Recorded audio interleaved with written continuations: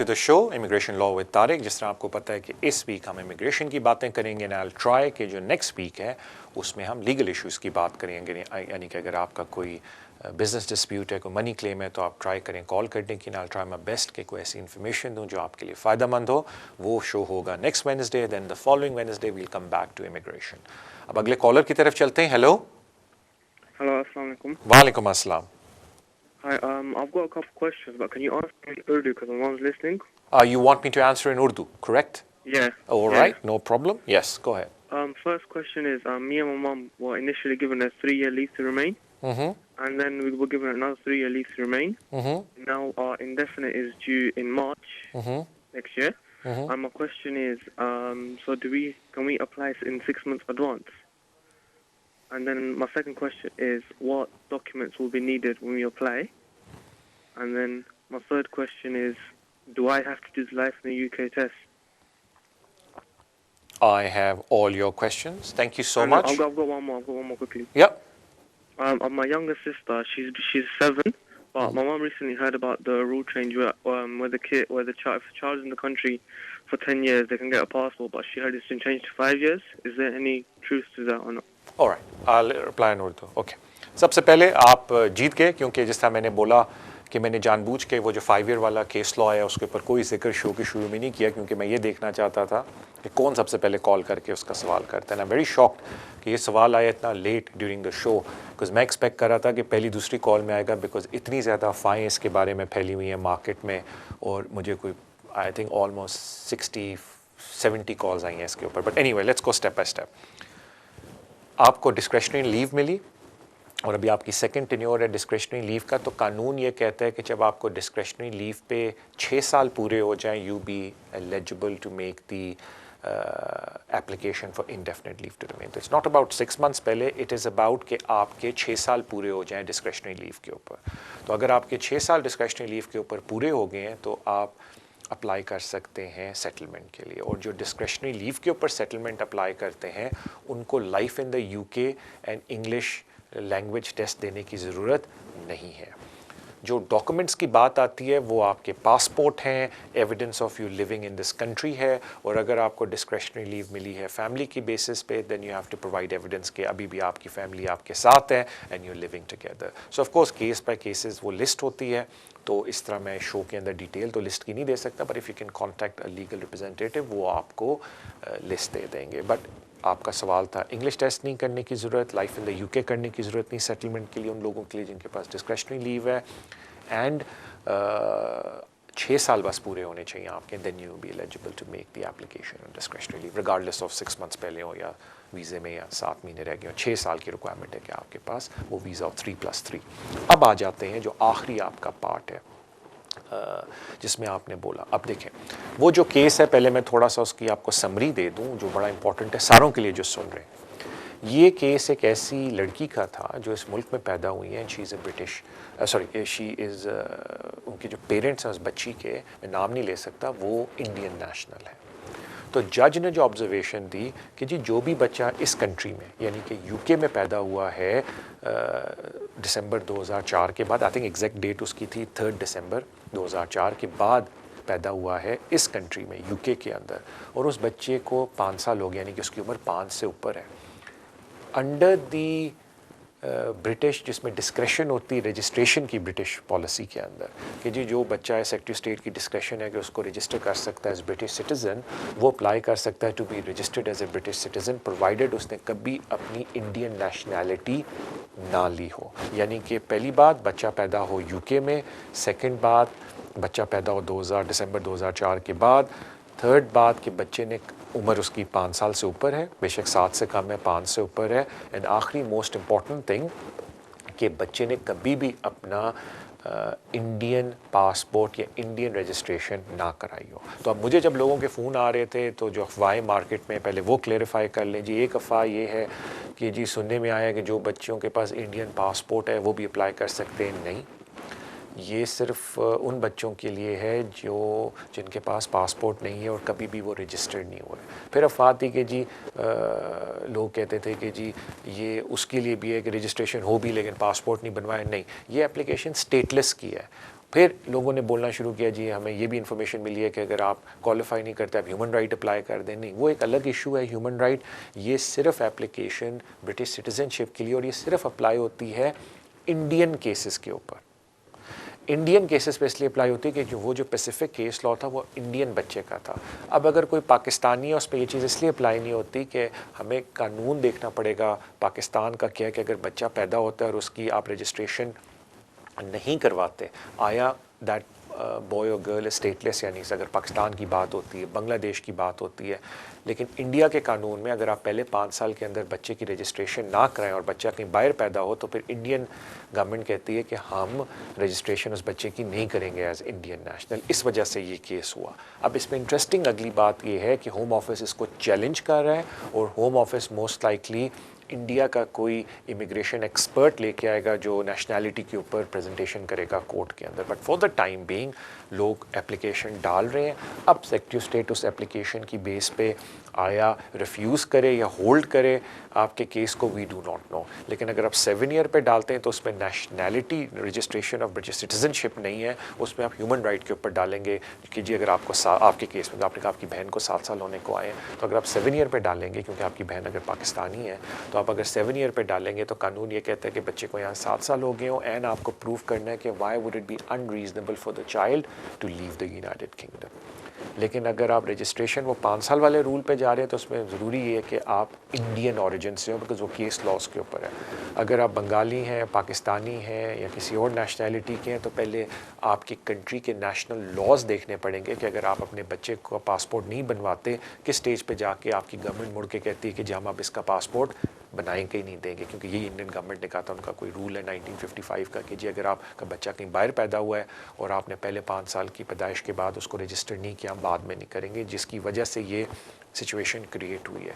लेकिन अभी इसके ऊपर थोड़ी सी और आई थिंक डिटेल में बात होगी आगे जाके सब्सटेंसिव हेयरिंग पे, क्योंकि मेरी किसी से बात हो रही थी। Home office will most likely present evidence to this effect, यानी कि होम ऑफिस अपना भी केस मुद्दा आगे डालेगा इन केसेस में। But for the time being जिनके बच्चे इंडियन ओरिजिन से हैं या ख़ुद वो इंडियन ओरिजिन से हैं और उनके बच्चे यहाँ पैदा हुए और उन्होंने कभी भी उन बच्चों को अप्लाई नहीं किया इंडियन एम्बेसी में उनका इंडियन पासपोर्ट और उनकी उम्र 5 साल से ऊपर है, of course they can try to make this application. लेकिन इसमें 1-2 बातों का ख्याल रखें कि जज ने ये भी ऑब्जर्वेशन दी है कि ये हम पेरेंट्स से इंडिविजुअल केसेस में ज़रूर पूछने चाहिए सेक्रेटरी ऑफ स्टेट को कि आपने बच्चे की रजिस्ट्रेशन क्यों नहीं करवाई, क्या मुश्किलात थी आपको कि आप बच्चे की रजिस्ट्रेशन नहीं करा सके इंडियन हाई कमीशन के अंदर, क्योंकि अब 5 साल लैप्स हो गए हैं। तो ये बेसिकली ऑब्जर्वेशन है इस केस के ऊपर।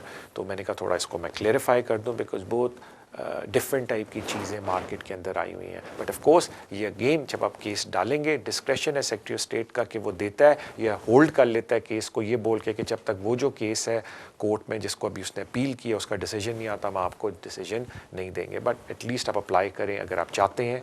बट इतना ख्याल रखें कि कोई गारंटी नहीं है इसके अंदर, and of course there is cost involve with these kind of applications.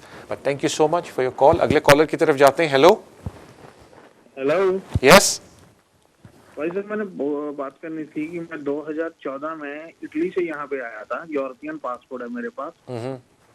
तो मैंने ये पूछना था कि अभी जो ऐसे बोल रहे हैं कि इधर से निकलना पड़ेगा, जिनको 5 साल हो गए वही यहाँ पे रुक सकते हैं, दूसरे कोई रुक नहीं सकते। 2015 में हम लोग 13 में हम लोग आए थे अगस्त में जी। तो कुछ बोल रहे हैं जी आप 5 साल के बाद पहले जो आ गए हैं हो गए हैं वो रह सकते हैं, दूसरे लोग रह नहीं सकते, जाना पड़ेगा कैसे है जी। तो हम लोग जैसे यहाँ पे काम करते हैं, फुल टाइम काम है, टैक्स दे रहे हैं, तो हम लोगों को कैसे इधर से मूव जाना पड़ेगा या यहाँ पे हमको स्टे मिलेगा रहने के लिए, मैंने ये पूछना था। ऑलराइट, मैं इसके ऊपर भी अर्ज कर देता हूँ, थैंक यू सो मच। देखें जी, पहले मैं करंट लॉ की बात करता हूँ, जो रेगुलेशन है। करंट रेगुलेशन ये है कि जी आपको बिल्कुल यहाँ रहने की इजाज़त है, कोई मसला नहीं है, एज लॉन्ग एज आप यहाँ ट्रीटी राइट एक्सरसाइज कर रहे हो। और अगर आपको इंडेफिनेट चाहिए तो उसका कानून ये है कि 5 साल, यानी कि अगर आप कहते हैं जी आज हो गई है जुलाई 2017, आप कहते हैं जी मैंने आज एप्लीकेशन डाल दी इंडेफिनेट की, तो वो 5 साल पीछे जाएंगे, यानी कि जून 2012 से लेकर जुलाई 2017, और इस सारे पीरियड के दौरान कहेंगे आपको कि जी आपने काम किया या नहीं, और कोई बीच में गैप नहीं होना चाहिए। अगर आप कहते हैं कि जी हमने बिल्कुल काम किया और गैप बीच में था, जब मैं एक जॉब से दूसरी जॉब में जा रहा था, विच इज़ फाइन, या मैं बीच में अनएम्प्लॉयड था, उसका हम लाइक अनएम्प्लॉयड, अगर आप सीकर्स अलाउंस ले रहे थे तो वो ठीक है बिल्कुल, तो वो आपको इंडेफिनिट दे देंगे। ये अभी करंट रूल है। तो अगर आप चाहते हैं करंट रूल के रेगुलेशन के तहत आप इसी तरह बैठे रहें, या अगर आप चाहते हैं करंट रेगुलेशन के तहत तो अपना इंडेफिनिट करवा लें, लेकिन वो फिर पिछला 5 साल का रिकॉर्ड देखते हैं टू मेक श्योर कि 5 साल आपने काम किया लगातार। अब आ जाते हैं फ्यूचर के ऊपर। इंटरेस्टिंगली, और ये बड़ी अजीब बात है कि हमारी प्राइम मिनिस्टर ने जाके उनको वही ऑफ़र दे दी जो ऑलरेडी रेगुलेशन में अवेलेबल है। यानी कि रेगुलेशन कहती है कि आप चाहें तो रेजिडेंट कार्ड बनवा लें 5 साल का, और 5 साल के बाद as long as you been working throughout हम आपको इंडेफिनिट दे देंगे, या आप बेशक रेजिडेंट कार्ड ना बनवाएं, आप इस मुल्क में रहें और 5 साल के बाद हम आपको इंडेफिनिट दे देंगे। यूरोपियन वालों ने आगे से मुड़ के कहा जी ये चीज़ जो अभी आप ऑफ़र कर रही हैं तो ऑलरेडी रेगुलेशन के अंदर है, हमें गारंटी चाहिए कि हमारा कोई बंदा नहीं जाएगा और आप किसी को मजबूर नहीं करेंगे इंडेफिनिट लेने में। बिकॉज काफ़ी यूरोपियन कहते हैं जी, मेरे अपने दोस्त हैं यूरोपियन, क्लाइंट्स हैं यूरोपियन, वो कहते हैं जी हमें इंडेफिनिट नहीं लेना, हम अपने यूरोपियन पासपोर्ट के ऊपर बिल्कुल खुश हैं। तो ये बात यूरोपियंस अभी मुड़ के थ्रीसा मे को कही है कि जी दिस इज़ नॉट इनफ, आप जो हमें ऑफ़र दे रहे हैं कि जी उनको हम कार्ड बना देंगे, उनको इंडेफिनिट देंगे, वो तो ऑलरेडी रेगुलेशन के अंदर है, हमें आप वो सारी गारंटीज़ दें जो पहले से अवेलेबल हैं। तो अभी इसके ऊपर निगोशिएशंस हो रही हैं, कोई गारंटी या कोई फाइनल नहीं है। हाँ मैं इतना ज़रूर बता सकता हूँ कि हाईली अनलाइकली है कि वो कोई ऐसा स्टेप उठाएं जिससे आपको कोई नुकसान हो। उसकी वजह यह है कि अगर वो ऐसा स्टेप आपके ख़िलाफ़ उठाएंगे तो इतने ज़्यादा ब्रिटिश सिटीजन्स हैं जो उन मुल्कों में काम कर रहे हैं, उनके ऊपर भी नुकसान होगा। एंड नॉट टू मेंशन, क्योंकि आप इस मुल्क में इतने अच्छे से काम कर रहे हैं, टैक्स दे रहे हैं, आपके पास लीगल रेमेडी होगी कि आप जाके कोर्ट का दरवाज़ा खटका सकते हैं कि जी हमारे साथ ज़्यादती हो रही है, ठीक है ब्रेक्सिट से बाहर हैं बट हमारे साथ क्यों ज़्यादती कर रहे हैं। सो कहने का मतलब बड़ी कॉम्प्लिकेशंस हैं इसके अंदर। सो जो अभी अफवाहें फैली हुई हैं मार्केट में उस पर ना जाएं, कोई ना कोई पॉजिटिव आउटकम निकलेगा, लेकिन जब कोई इन राइटिंग आएगा तो आपको बताएंगे। लेकिन अगर अपनी तसल्ली चाहते हैं तो अगर आप 5 साल का आपका रिकॉर्ड है काम करने का तो इंडेफिनिट ले लें, और बेशक ब्रिटिश पासपोर्ट अभी ना लें, पासपोर्ट बाद में ले लीजिएगा, लेकिन इंडेफिनिट ले लें। That is another option you have. Thank you so much भाई। अगले कॉलर की तरफ जाते हैं। हेलो अस्सलाम वालेकुम। वालेकुम अस्सलाम। मेरा नाम दिलू है, मैं इंडिया से हूँ। आपकी आवाज़ बिल्कुल ब्रेक होगी, दोबारा बोलें। मेरा नाम दिलू है, जी। मैं इंडिया से हूँ। जी। और सर मेरे पास मैं और मेरा भाई है, 2 क्वेश्चन है कि मेरा इंडिपेंडेंट यहाँ पे हो गया है और 1 साल नेक्स्ट मंथ होने वाला है, 1 साल पूरा होने वाला है। तो मेरे मेरे मेरे लेकिन मेरी क्रेडिट में थोड़ा प्रॉब्लम था कि मैंने बीच में घर लिया हुआ था, उसका मैंने लाइक काउंसिल टैक्स का थोड़ा पेमेंट नहीं फुल हुआ था, और थोड़ा 1-2 मेरा बिल मैं पे नहीं कर सका था। तो वो सारी, और मेरा लाइसेंस में भी कोई पॉइंट नहीं है, लेकिन उसमें कोई लाइक पोस्ट क्लेम हुआ था, लेकिन वो सॉर्ट आउट कर दिया। और क्या बोलते हैं उसको कि जो हम लोग टिकट आई थी ना, वो टिकट मैंने पे नहीं कर पाया था, लेकिन मेरे को पता नहीं थी क्योंकि मेरे एड्रेस पे नहीं आई थी वो, मैंने हाउस चेंज कर दिया था, लेकिन मैं वो कर रहा हूँ। तो वो सारा इफेक्ट मेरे ब्रिटिश पासपोर्ट को हो सकता है कि नहीं, और जब मैं एप्लीकेशन करूँगा तो उसका इफेक्ट होता है कि नहीं, वो मेरे को जानना है। और सर मेरा दूसरा छोटा भाई है, उसका वो यहाँ पे स्टूडेंट वीज़ा पे आया था, और जब हमने 2 दफ़े एक्सटेंशन करा, उसकी कॉलेज निकल के ये गया, फिर हमने थर्ड दफ़े डाला तो हमने हाउस चेंज कर दिया। हमें पता नहीं था 6 महीने तक क्या हुआ, तो उसका वीज़ा रिफ्यूज़ होके आ गया था, लेकिन हमें पता नहीं था। फिर हमने उसका फाइल डाली, लेकिन उसका कोई रिफ्यूज़ होके आ गया। अभी उसके पास यूरोपियन गर्लफ्रेंड है, वो यूरोपियन गर्लफ्रेंड के साथ रह रहा है। तो हम चाहते हैं कि उसका, अगर हो सकता है कि अगर उसका एक बार रिफ्यूज़ हो गया है, वो थोड़ा इलीगल हो गया था, और अभी यूरोपियन गर्लफ्रेंड उसके पास है, वो साथ में रह रहे हैं, साथ में सब हो रहा है, तो उसके बेसिस पे हम फाइल डालें तो उसका वीज़ा आ सकता है कि कितनी गारंटी है, क्या है, वो हम जानना चाहते हैं सर। ऑलराइट, ठीक। देखिए जी, इससे पहले कि मैं कोई भी जवाब दूं, मैं बहुत डरता हूं लोगों से जब वो दफ्तर में भी आके और वैसे भी बोलते हैं कि जी क्या गारंटी है। अगर आप इस तरह किसी से भी पूछेंगे और कोई आपके साथ फिर भी बात करता है तो मेरे ख्याल से उसके दफ्तर से उठ के बाहर चले जाएं। किसी भी चीज़ की लाइफ में गारंटी नहीं होती मेरे भाई। तो इट इज़ वेरी इंपॉर्टेंट कि ये वर्ड ना यूज़ किया करें किसी के भी साथ, स्पेशली इमिग्रेशन लॉ के अंदर, बिकॉज ऐसी किसी भी चीज़ की गारंटी नहीं। वीज़ा किसी और ने देना है, कानून आप पूरा भी करें और फिर भी रिफ्यूज़ कर सकते हैं।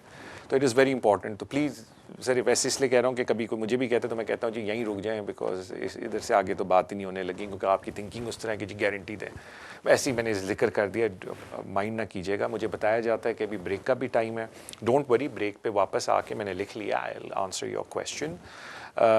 एंड अगेन जो मैंने रिक्वेस्ट किया है कि अगर आप मुझसे रब्ता करना चाहते हैं, because I am unable to get आपकी कॉल का जवाब दूँ, या आपके कोई ऐसा सवाल है मुझसे डायरेक्ट पूछना चाहते हैं, एक ईमेल आया हुआ है, प्लीज़ उसको नोट कर लें। उस ईमेल के ऊपर अपना नाम और टेलीफोन नंबर मुझे भेज दें, I will get back to you as soon as possible. Again next week मैं ट्राई करूँगा कि नॉट ट्राई, हमारा जो नेक्स्ट वीक शो होगा उसमें हम डिस्कस करेंगे लीगल मैटर्स। अगर आपका कोई बिजनेस डिस्प्यूट है, कोई मनी क्लेम का इशू है, तो उसमें कॉल करें एंड ट्राई टू आंसर, जिस तरह मैं इमिग्रेशन का करता हूँ। लेकिन अगर कोई इमिग्रेशन के भी सवाल आए तो of course I will answer them. अभी ब्रेक का टाइम हुआ है, when we come back on the break मैं ये बिल्लू साहब का जवाब दूंगा सवालों का। Thank you so much.